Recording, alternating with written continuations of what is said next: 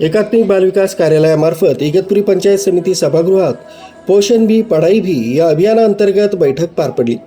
अभियानाविषयी ज्योती काळे यांनी अंगणवाडी सेविकांना मार्गदर्शन केलं। इगतपुरी अंतर्गत अंगणवाडी सेविकांचं 3 दिवसाचं प्रशिक्षण पोषण भी पढ़ाई भी या अंतर्गत 3 दिवसाचं प्रशिक्षण सुरू आहे। आजचा आपला विषय आधारशिला आणि नवचेतना। तर आज नवचेतना हे जन्मापासून 3 वर्षापर्यंत आपण बालकांसाठी तयार केलेला अभ्यासक्रम आहे। आता 0 ते 3 मध्ये बघा त्यालाच आपण काय म्हणत होतो प्रशिक्षणामध्ये आपण घेतलेले